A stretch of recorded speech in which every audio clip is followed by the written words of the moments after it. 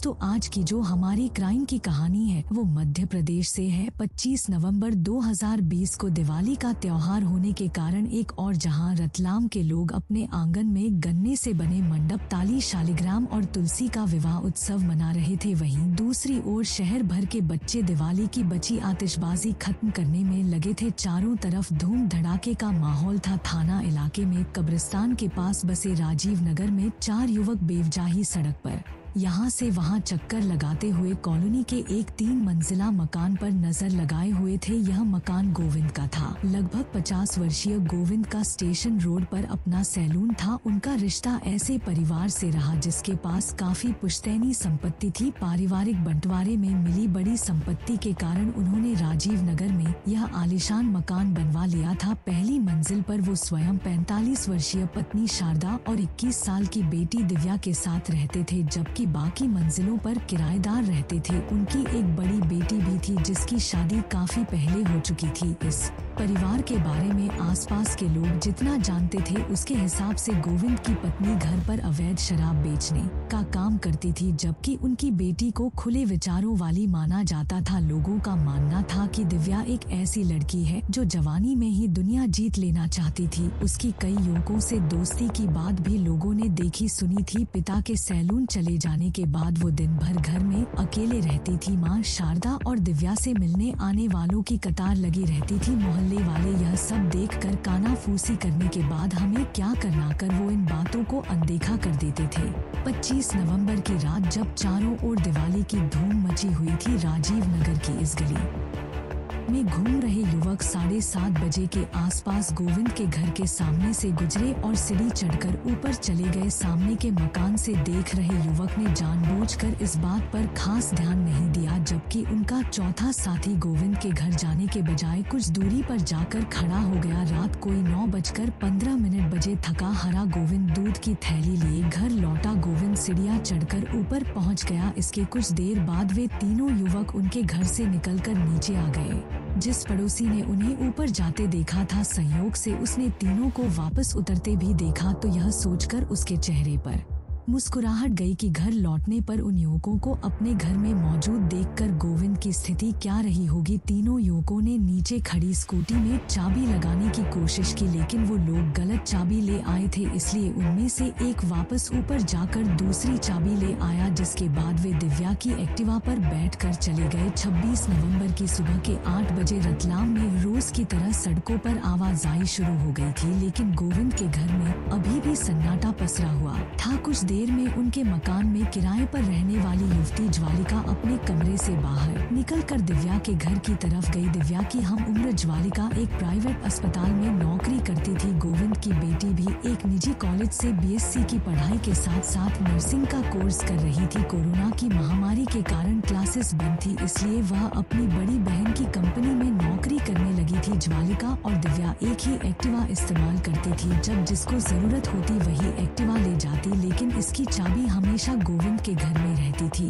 जब काम पर जाने के लिए एक्टिवा की चाबी लेने के लिए ज्वालिका जैसे ही गोविंद के घर में दाखिल हुई, चीखते हुए वापस बाहर आ गई। उसकी चीख सुनकर दूसरे किराएदार भी बाहर आ गए। उन्हें पता चला कि गोविंद के घर के अंदर गोविंद, उसकी पत्नी और बेटी के शव पड़े हैं। घबराए लोगों ने ये खबर नगर थाना टीरावल सिंह बर्थडे को दे दी। कुछ ही देर में वो अपनी टीम के साथ मौके पर पहुंच गए और मामले की गंभीरता को देखते हुए इस तिर्रे हत्याकांड की खबर तुरंत एसपी गौरव तिवारी को दी। कुछ ही देर में एसपी गौरव तिवारी, एसएसपी सुनील, पाटीदार अधिकारी अतुल मित्तल एवं एसपी के निर्देश पर मानक चौक के थाना प्रभारी अयूब खान भी मौके पर पहुंच गए। तिर्रे हत्याकांड की खबर पूरे रतलाम में फैल गई, जिससे मौके पर भारी भीड़ जमा हो गई। मौका या वारदात की जांच में एसपी गौरव तिवारी ने पाया कि शारदा का शव बिस्तर पर पड़ा था, जिसके सिर में गोली लगी थी। उनकी बेटी दिव्या के हाथ में आटा लगा हुआ था। इससे साफ हुआ कि पहले बिस्तर पर लेटी हुई शारदा की हत्या हुई होगी। गोली की आवाज सुनकर दिव्या बाहर आई होगी तो हथियारों ने उसे भी गोली मार दी होगी। गोविंद का शव दरवाजे के पास पड़ा था, इसका मतलब उसकी हत्या सबसे बाद में हुई थी। उनके पैरों में जूते थे और हाथों में दूध की थैली थी। पुलिस ने अनुमान लगाया कि हत्या हत्यारे दो हत्या करने के बाद भागना चाहते होंगे, लेकिन भागते समय ही गोविंद घर लौटा, जिससे उनकी भी हत्या कर दी गई होगी। पड़ोसियों ने गोविंद को 9 बजे घर आते देखा था। उसके बाद 3 लोगों को घर से बाहर जाते देखा। इससे यह साफ हो गया कि शारदा और दिव्या की हत्या 9 बजे के पहले ही हो गई थी, जबकि गोविंद की हत्या 9 बजे हुई होगी। पुलिस ने जांच शुरू की तो गोविंद के परिवार के बारे में जो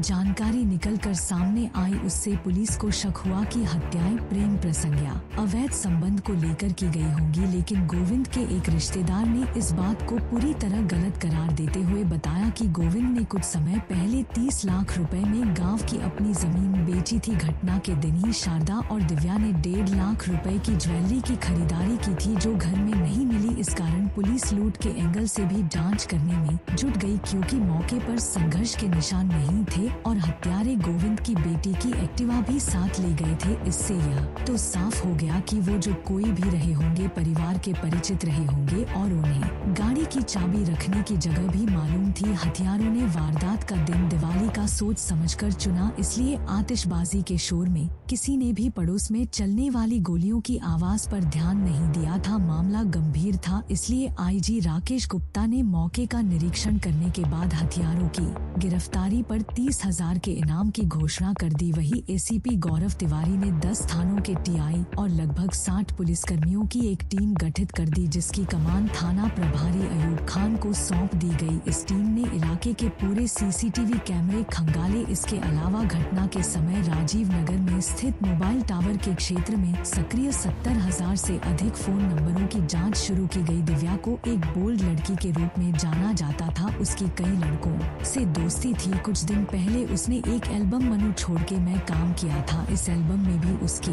एक दुर्घटना में मौत हो जाती है। पुलिस ने उसके साथ काम करने वाले युवक अभिजीत बैरागी से भी पूछताछ की, लेकिन कोई नतीजा नहीं निकला। घटना वाले दिन से लेकर चंद रोज पहले तक दिव्या ने जिन युवकों से फोन पर बात की थी, उन सभी से पुलिस ने पूछताछ की। गोविंद की एक्टिवा देवनारायण नगर में लावारिस खड़ी मिली। तब पुलिस ने वहां भी चारों ओर लगे सीसीटीवी कैमरे के फुटेज जमा कर हत्यारों का पता लगाने की कोशिश शुरू की, जिसमें दोनों जगह के फुटेज से 2 संदिग्ध युवकों की पहचान कर ली गई, जिन्हें घटना से पहले इलाके में पैदल घूमते देखा गया था और बाद में वही युवक दिव्या की एक्टिवा पर जाते हुए सीसीटीवी कैमरे में कैद हुए। जाहिर है, हर बड़ी घटना के आरोपी भले ही कितनी भी दूर क्यों ना भाग जाए, वे घटना वाले शहर में पुलिस क्या कर रही है, इस बात की जानकारी जरूर रखते हैं। ये बात एसपी गौरव तिवारी जानते थे, इसलिए उन्होंने जानबूझकर जांच के दौरान मिले महत्वपूर्ण सुराग को मीडिया के सामने नहीं रखा था। दरअसल जब पुलिस सीसीटीवी के माध्यम से हथियारों के भागने के रूट का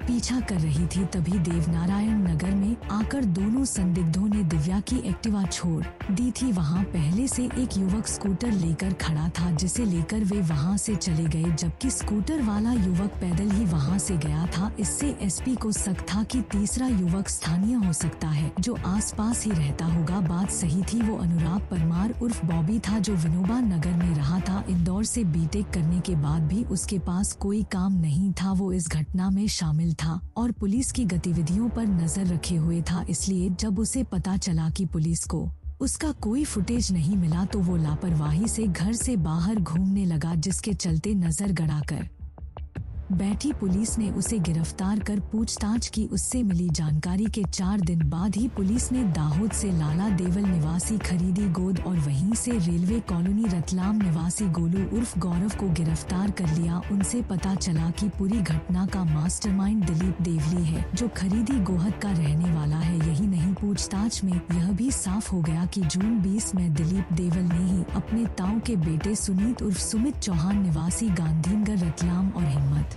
सिंह देवल निवासी देवनारायण के साथ मिलकर डॉक्टर प्रेम कुमार की हत्या की थी, जिससे पुलिस ने सुमित और हिम्मत को भी गिरफ्तार कर लिया। इनसे पता चला कि तीनों हत्याएं लूट के इरादे से की गई थी। दिलीप के बारे में पता चला कि वह रतलाम में ही छिपकर बैठा है। पुलिस को यह भी पता चला कि वो मिडटाउन कॉलोनी में किराए के मकान में रह रहा है और पुलिस तथा सीसीटीवी कैमरे से बचने के लिए पीछे की तरफ टूटी बाउंड्री से आता जाता है। ये जानकारी मिलने के बाद पुलिस ने पीछे की तरफ रोड पर उसे घेरने की योजना बनाई, जिसके चलते 2 दिसंबर 2020 को वो पुलिस को दिख गया। पुलिस टीम ने उसे ललकारा तो दिलीप ने पुलिस पर गोलियां चलानी शुरू कर दी। जवाबी कार्रवाई में पुलिस ने भी गोलियां चलाई। कुछ ही देर में मास्टरमाइंड दिलीप मारा गया। इस प्रकार असंभव से लगने वाले तिर्रे हत्याकांड के सभी आरोपियों को पुलिस ने महज 5 दिन में सलाखों के पीछे पहुंचा दिया। इसमें टीम प्रभारी अयूब खान और 2 एसआई सहित 5 पुलिसकर्मी भी घायल हुए। गोविंद पिछले 22 साल से स्टेशन रोड पर सैलून चलाते थे। लॉकडाउन के दौरान वो चोरी छुपे अपने घर बुलाकर लोगों की कटिंग